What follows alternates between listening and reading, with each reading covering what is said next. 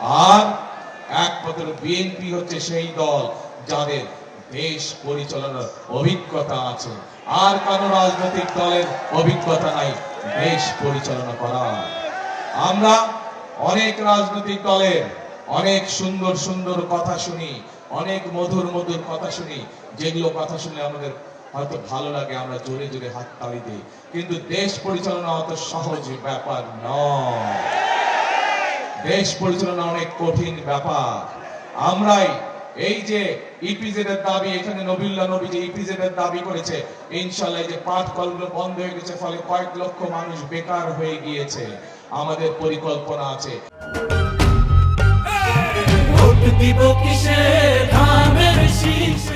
এই জায়গাগুলোতে আমরা নতুন ইপিজেড কারখানা তৈরি করব,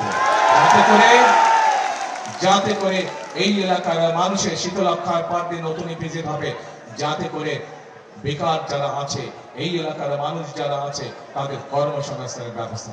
এখন প্রিয় ভাই বোনেরা, এই যে ইপিজেড এর কথা, ইপিজেড যে দাবি, এই ইপিজেড বাংলাদেশের সবচেয়ে প্রথম কে করেছিল জানেন আপনারা? এই ইপিজেড চট্টগ্রামে সবচেয়ে প্রথম শহীদ রাষ্ট্রপতি জিয়াউর রহমান গঠন করেছিলেন।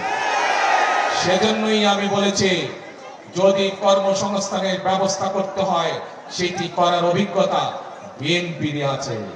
যদি ইপিজেড গঠন করতে হয়, কিভাবে ইপিজেড গঠন করতে হয়, সেই অভিজ্ঞতা একমাত্র বিএনপি আছে, আর কোন দলের নেই।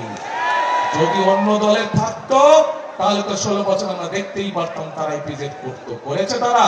করেনি, কারণ তাদের সে অভিজ্ঞতা নেই, তাদের করার ইচ্ছা নেই। আর অন্য দল যারা আছে তাদের তো কোন রকম অভিজ্ঞতাই নেই। প্রিয়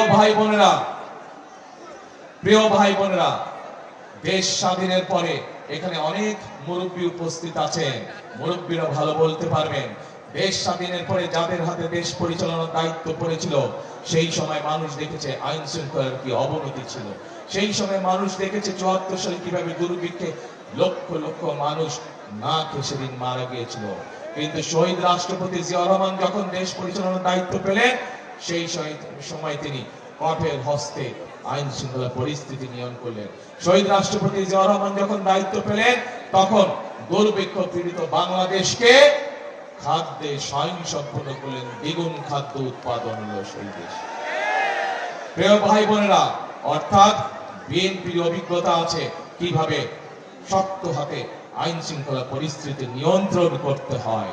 বিএনপির অভিজ্ঞতা আছে কিভাবে দেশে কৃষি উৎপাদন বৃদ্ধি করতে হয়। পরবর্তীতে 90 এর স্বৈরাচার, এই এলাকার মানুষ 90 এর স্বৈরাচার আন্দোলন বিশাল ভূমিকা রেখেছিল। এই নবিউল্লাহ নবী সেদিন স্বৈরাচার 90 স্বৈরাচার আন্দোলনে বিশাল ভূমিকা রেখেছিল সেদিন।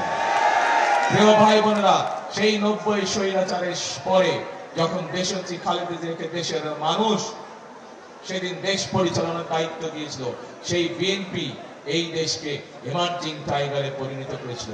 এই বিএনপি সেদিন মা বোনদের শিক্ষার জন্য ক্লাস 1 থেকে ক্লাস 12 পর্যন্ত মেয়েদের শিক্ষা ব্যবস্থা ফ্রি করে দিয়েছিল। কারণ বিএনপি জানে যে দেশের অর্ধেক জনগোষ্ঠী হচ্ছে নারী, তাদেরকে পেছনে রেখে কখনোই উন্নয়ন কর্মকাণ্ড করা যায় না।